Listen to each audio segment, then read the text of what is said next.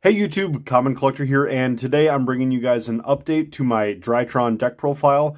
I hope you guys are excited for this one because I definitely am. It seemed like right now is a great time to update your Drytron deck if you guys haven't really looked at it lately.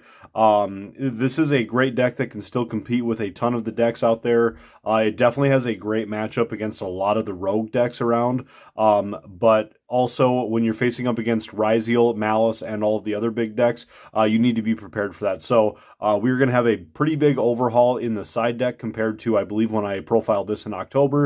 A few changes in the main, and then possibly one or two in the side or in the extra deck. So please subscribe to the channel if you guys haven't already, especially if you guys enjoy this profile. So like I said, we're going to be doing a full side deck profile.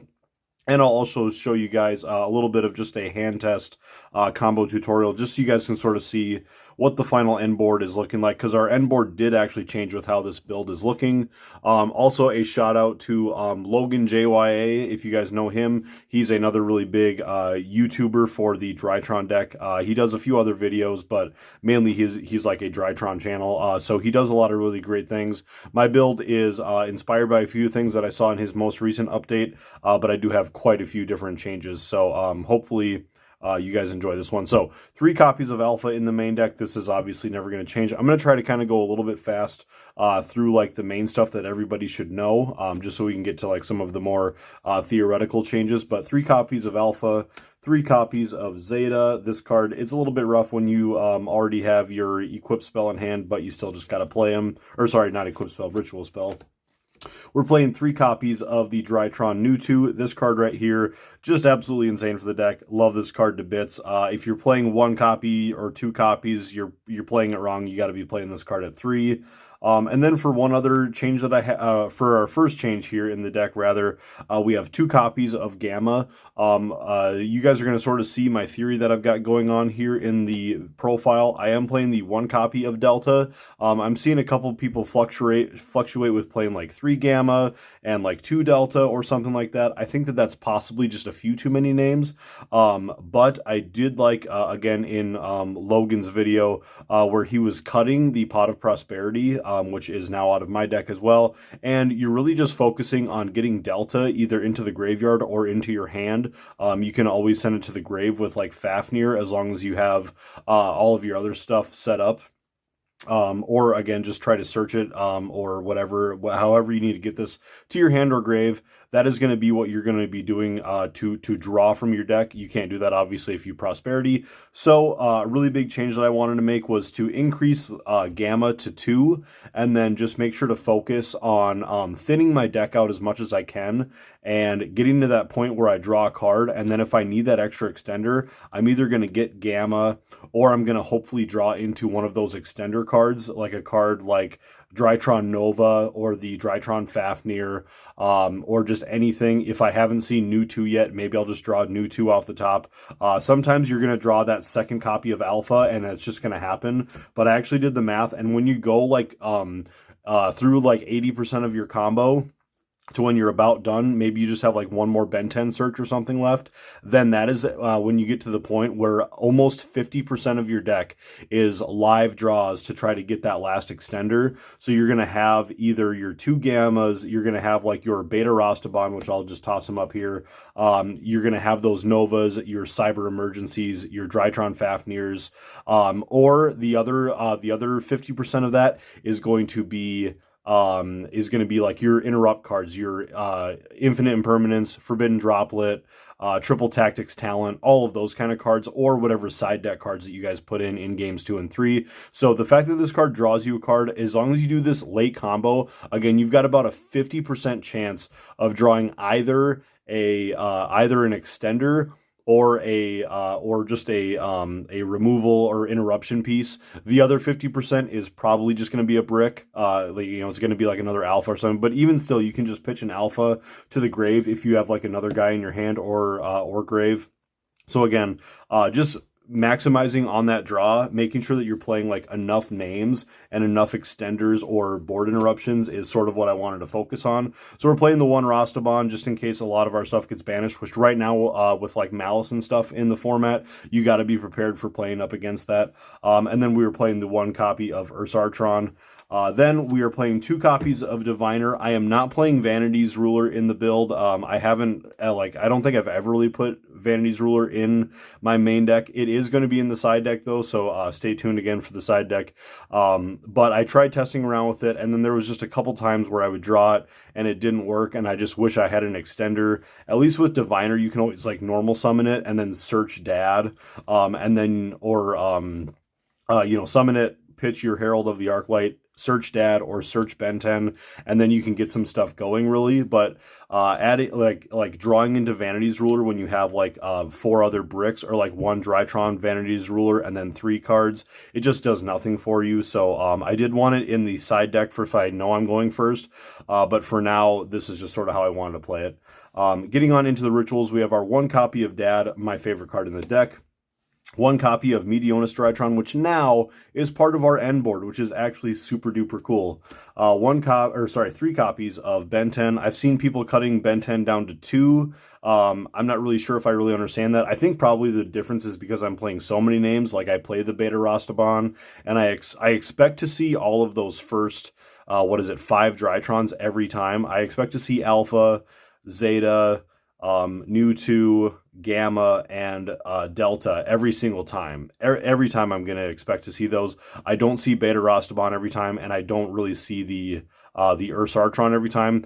I would say the Ursartron is like the 6th most common one that you see. Then getting on into the spells, we are playing our 1 copy of Meteonis Drytron, our 2 copies of Drytron Fafnir. This is the 1 card that I was thinking of cutting to 1 and then putting in Vanity's Ruler as like my 3rd like fairy search target. But again, I played like a couple games where I took the 1 Fafnir out, and then I would draw Vanity's Ruler just at the worst times, and it just didn't make sense to me. And then like when I put Fafnir back in, all of my consistency issues just seem to like resolve themselves again. So again, that's just sort of where I'm sitting. Then we have our 3 copies of Drytron Nova. This card obviously just insane for the deck. 3 copies of Cyber Emergency. This is our honorary Drytron search. For the more generic stuff, we have 3 copies of Forbidden Droplet, 1 copy of Triple Tactics Talent, 1 copy of Foolish Burial. This just gets you another Drytron name, and I've said it in my last profile probably, but one big thing, if you're ever at the point where you're like, oh, I think I'm going to cut Foolish Burial and like add in another copy of Gamma or something like that, don't do that, because Foolish Burial gets you any name that you need. So if you're like, if you have your opening and then you have like Foolish Burial plus like Alpha or something, and you're like, oh man, but like maybe this doesn't do anything, like this hand kind of stinks. But at least if you have Foolish Burial can get you to anything. You can dump that Gamma, or again, if you just have the Alpha and Foolish Burial, you can dump that Zeta, and now all of a sudden you have the Alpha Zeta combo going on right there. So just Burial, very, very important for the deck. 1 copy of Instant Fusion. This is a card that I just don't see enough people playing this card, and I just don't really know why. I think it's because people think that the extra deck space is so tight, but I'll show you guys once we get down to my extra deck.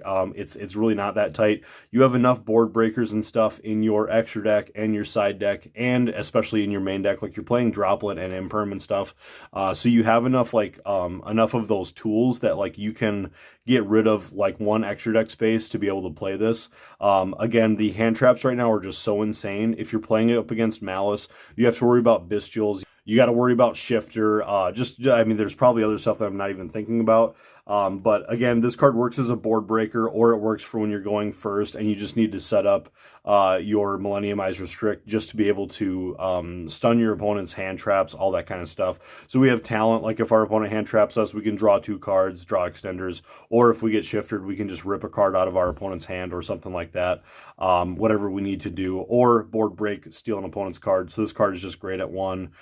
Instant Fusion, being able to stop hand traps, and then one Called by the Grave, again, stopping hand traps. I've seen lists going above 40 cards. I'm at the point now where I only want to play 40 cards in Drytron, because like seeing these cards, these three, or any other cards that like we can possibly see that are going to help ourselves out, these are the cards that like you need to see if you're against those bad matchups, if you're against a shifter deck. And so that's why I want to play 40. I'm not playing like Thrust in the main, just because there was no space for it. But possibly I could be persuaded to play Thrust in the main, just to be able to like see these cards even more. But I just think that you end up bricking a little bit here and there. So anyways, probably enough on that. But we're going on then for our last three cards, 3 copies of Imperm. Imperm and Droplet, I just always like playing these in Drytron. It just gives you like extra negates. And like I said, when you draw off of that Delta, oh, I almost got it. When you draw off of the Delta and you're just like, okay, I just get to draw one free card, and you like rip an Imperm off the top, you're like, great. I already have full combo. I already have like this great board setup, and now I just drew an Imperm, and now I have another monster negate. Or again, you draw that extender and you get that extra extension, which is just such great value. Then let's get on into the extra deck. We are playing our 2 copies of Drytron Mu Beta Fafnir. This card just obviously insane. You generally go through both copies in your opening combo, which we'll go through. Playing the 1 copy of Fuko. This card is very important. If you guys don't have this in your deck, get it into the deck, because if you get hand trapped, like you get your butt hand trapped off, you know, your opponent's playing like one of those decks that's going to be playing like, you know, 13 to 16 hand traps or whatever in their main deck, something like that. Those were weird numbers. 12 to 15 hand traps in their deck. Then you need to have Fuko, because if they're going to be hitting you with like 2-3 hand traps a turn, you need to go into him, just wall up for a turn, and then once it gets back to you, then you can all of a sudden just go off. So Fuko, very, very important for the deck. This is when you get shifted, all that kind of stuff. Then we are playing 1 copy of Downward Magician and our 1 copy of Zeus to round off the XZs. For the fusions, we are playing that 1 copy of Millennium Eyes Restrict and 1 copy of Natis. The 1 copy of Herald of the Arclight, these are our 2 diviner targets, and then the 1 FA Dawn Dragster. This card, absolutely insane. Just absolutely love ending on this. My opponents, when they see me go into this, that's when they go like, oh, you're playing like a combo deck that's not going to let me do anything. And that's exactly what we are doing. For the links, we are playing 1 copy of Anima, 1 copy of IP Masquerena, 1 copy of SP Little Knight, the 1 Dynamondo, and then this is probably where it gets a little bit controversial, but I can't be persuaded at this point. The Moon of the Closed Heaven and Underworld Goddess. These cards are absolutely insane. If I can just tell a really quick story, earlier this last week, I was playing a couple matches against my friend Cole. He was playing Goblin Biker, that's what it was. So Goblin Biker, and he had like a full good setup. I believe I Called by the Grave one of his guys that was coming out of the graveyard to like detach off of my Fafnir. So that was why he wasn't able to like detach off of my materials. I luckily just drew the Called by the Grave, which again, 40 card deck, just nice to be able to see those cards when you need them.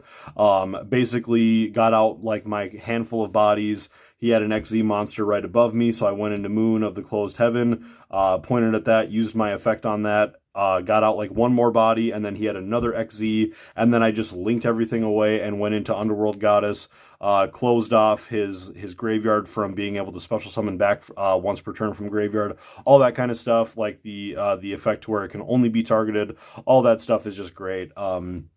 We are kind of in like a targeting meta right now, but overall just really, really, really great. This engine, you could play stuff like that's more of a board breaker or something like that, or more general negates, but I just think that this is really great. This is a board breaker, and this card just helps you get extra value for your Underworld Goddess. Like, your opponent gets really upset when you steal 1 of their cards, but when you steal 2 of their cards, it's actually really, really cool. And we just get out guys. Like all of these are just dumb body guys, like right here. Like, look at this. Like, if you can get these guys all on your field and then just link away into Underworld Goddess, it just feels so great. So that's sort of why I like playing that. Going on into the side, we are playing 3 copies of Lancia. This is the one card that I kind of just like, you gotta play it. We're able to search it obviously with our Ben 10, and then this is the card that again is going to stop Shifter, it's going to stop Bestials, all that kind of stuff. I just did not want to play this in the main deck. If you are playing it in the main deck, if you don't draw this right away, like there's no point in trying to search this card if it's in your main, because if your opponent has Shifter, they're just going to Shifter you. You could obviously like Lancia to try to try to find Lancia before you get Bestialed, but again, if you're already getting a Ben 10 search, then you already have a Bestial target engraved, so that, again, it just doesn't really work. So I think that Lancia is better for if you know you're going first. You can go ahead and sideboard these in and then just be like, okay, my opponent's about to Shifter. I have 3 Lancia. You're never going to play 3 Lancia in your main, so I don't think there's any point in playing like 1 copy that you can just search from Ben 10. I think that it's 3 or bust, so since we need to go 3 or bust, you need to just play this in your side. Then we are playing the 1 copy of Vanity's Ruler, as I promised. Vanity's Ruler, again, it's still just a great card. I just don't like how clunky it feels in my deck when I'm trying to go second, or if I'm trying to go first, but I have like my 2 Diviner of the Heralds. So for siding patterns, I didn't really explain this before, but I would probably side out 1 Diviner for 1 Ruler if you know you're going first, and then if you're going second, you just side out the Ruler. I think that is just easier. Shout out right here to, again, Logan JYA. This is the last time I'm going to probably mention him, but his video was what inspired me to move this into my side deck, which I think is actually more correct. So it kind of hurts our initial end board when we are on turn 1 if we're going first, because the original end board that I was playing like in my October list was you end on IP Masquerena, Dad, your FA Dawn Dragster, your second copy of Fafnir, and then also the Beto Buster. We've now taken out the Beto Buster, and now we end on Medionis Drytron instead. It means that your end board is a little bit less good because you don't have that the counter trap to stop your opponent if they hit you with like a Droplet or a Dark Ruler No More or something like that. But again, you still have 2 spell trap negates as long as you get full combo. And so yeah, you still have two spell trap negates. You just don't have like the spell speed 3 negate there. But again, I just think that this is a engine that gets a little bit bricky from time to time. So you're literally taking out 2 bricks from the deck. A Beto Buster is like less of a brick because you can pitch him for a Drytron. But taking out the Magic Key Unlocking feels amazing in the deck when you're just not playing this in your main. Like it just feels more correct. So you take this out, put it in your side, and then when you're going first, for sure, you side this in, and it just feels great when you see it, and then you don't ever have to worry about drawing it when you're like going second if you're right after the die roll. So then for some other things for going first, some floodgates here that we can search for from Triple Tactics Thrust. We have Featherstorm and Dimensional Barrier. If you guys don't know the Featherstorm thing, we are playing the 1 copy of Fuko, which is a wing beast. So you just go ahead and set this. You can set it right off of Thrust. If your opponent hits you with a bunch of stuff, just go ahead and do that. Then for our going second stuff, or just for time, we have Natasha. But for the rest of the going second things, we have Triple Tactics Thrust. This is for going second or going first, I should clarify. Again, you can just use Thrust to set Featherstorm, or if you can't get into Fuko, going into D barrier, so that's just going to help you out there. For the rest of our board breakers here, we have 2 copies of Lightning Storm and 1 copy of Evenly Matched. The ratios are a little bit weird, but again, you have Thrust to like search for these things, so that's why you're kind of playing these in these wonky ratios. But anyways, guys, that's going to do it for the deck profile. Let's get on into the combo tutorial. Okay guys, we are going to get into this combo tutorial. As you guys can see, the deck is pretty well shuffled up, nothing really in any certain order. So we'll just go ahead and give it a couple more shuffles here and see what we can get in our opening hand. As you guys can see here, I have like the main stuff that we need from the extra deck for this combo. So we have our 2 Mu Betas. So one of them will be on the end board, one of them will just get used up for the dad materials when we ritual summon him, the 1 IP Masquerena for our end board, to be able to go into Dynamondo, which is why I just sort of have him off to the side, because we technically go into that on our opponent's turn. We have the Herald of the Arclight Descend of the Graveyard and the F.A. Dawn Dragster for our end board.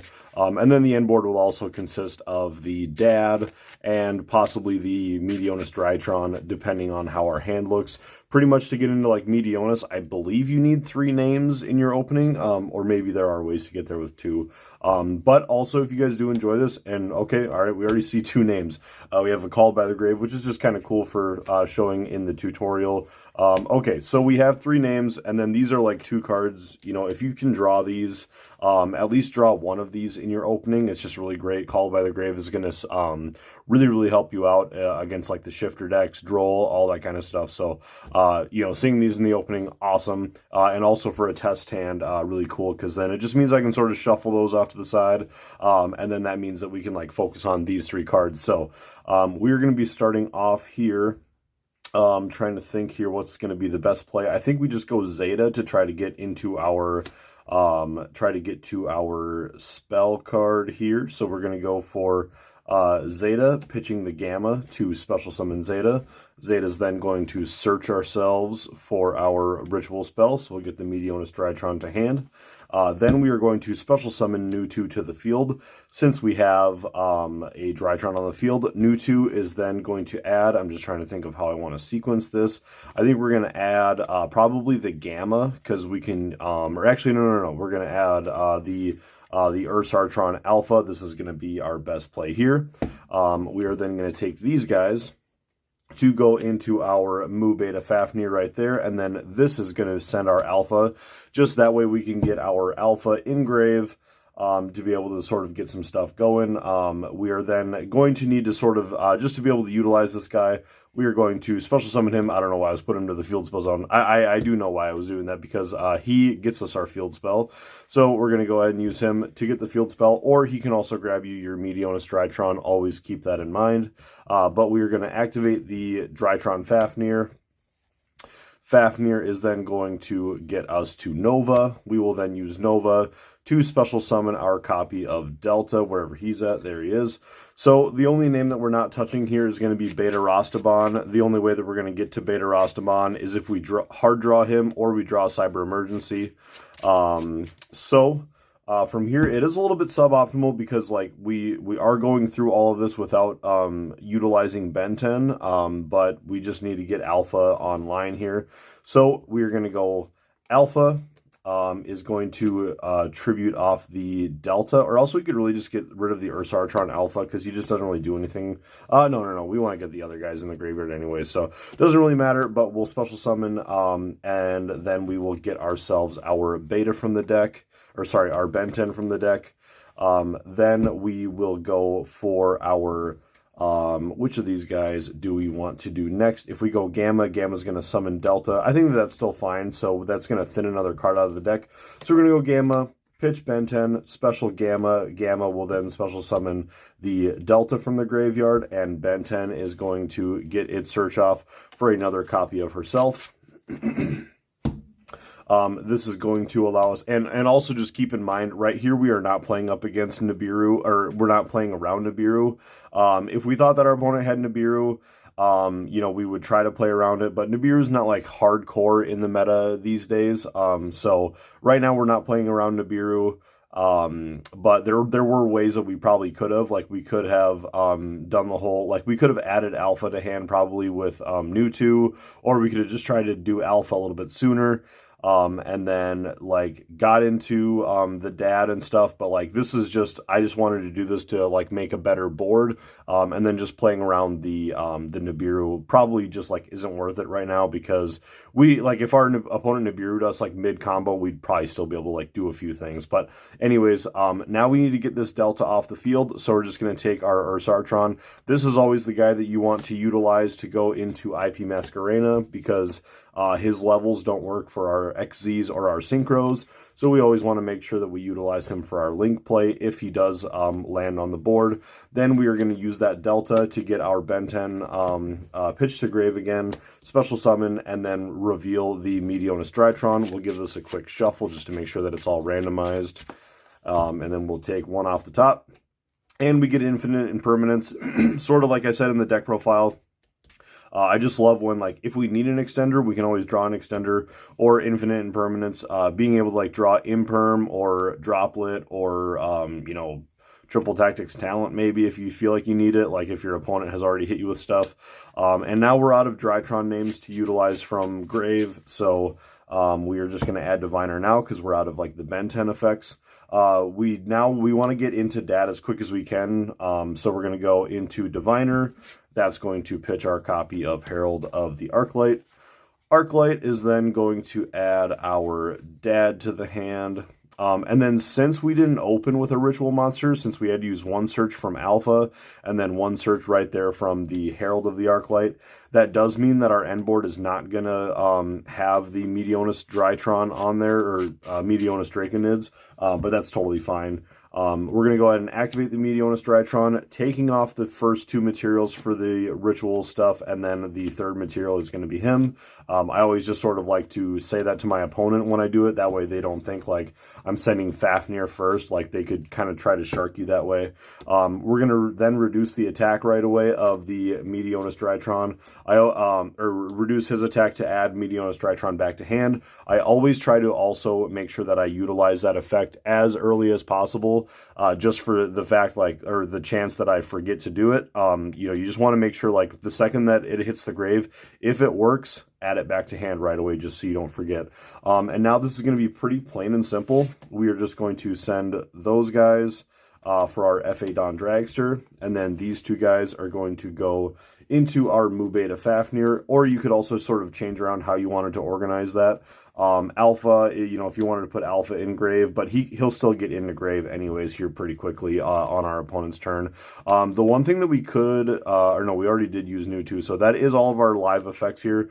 We didn't have enough extension to get into the Meteonis Draconids, but the way that that could work, theoretically, is if off of the Delta, let's say that we drew our Beta Rastaban, then what we would do, or even if we just drew any of the Drytrons, then we would, and we would also, I guess we would also have had to open with the, with one of the rituals, because again, we only have two ritual monster search effects. So if we opened one of those guys and we had Rastaban, just to explain how this works, we could then use the Meteonis Drytron again, send the Rastaban, and then send Alpha off as material to go into that Meteonis Draconid. So that's sort of how you'd be able to do that. And then your end board would then be, you'd have like being able to send two monsters here, two spell trap negates, basically 4 monster negates with the combo with Dynamondo. And then one thing that people always forget is the fact that Drytron Fafnir also has the disruption effect, where if a monster is normal or special summoned face up while you control a Drytron monster, you can reduce that monster's level by 1 per 1,000 of its current attack. You know, like, not a lot of people put a lot of stock in that effect, but it is really big, especially like with Ryziels and stuff in the meta. If you are playing up against a deck that cares about its levels, like if you're playing up against a Synchro deck, and also in Supreme Darkness, Sword Soul, Tenyi also just got new support, all that stuff, they care about their levels. There are tons of decks that this card can potentially disrupt. It's not like a huge swing, but definitely is a really cool thing. So, but yeah, bear all of that in mind. Those are just sort of how that combo can work to get that extra disruption on your field from your Meteonis Draconids. But anyways, this is how our combo would be ending. So we have 2 spell trap negates and essentially our 4 monster negates there. And look at all the stuff that we have in the hand. We can still set Imperm right there in our middle column, which is the best spot to put it. And then we have Called by the Grave, which we can also set. And then if our opponent has like graveyard reliant stuff, if they're also playing Drytron, then like we have ways to disrupt their graveyard. So anyways, guys, that is going to do it for the combo tutorial. I hope you guys enjoyed this. If you guys do want to see like a full-fledged, just full-on combo tutorial video, please let me know. Hopefully you guys enjoyed this one. Again, let me know down in the comment section below if you guys do want that full, like probably like a 20-minute combo tutorial where I'll show you like the key combos and then do a couple more of these test hands.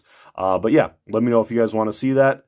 Subscribe to the channel if you guys haven't already. I'd absolutely appreciate it. Check out the Patreon if you guys want to support the channel, and we'll see you guys for the next video. Peace. you.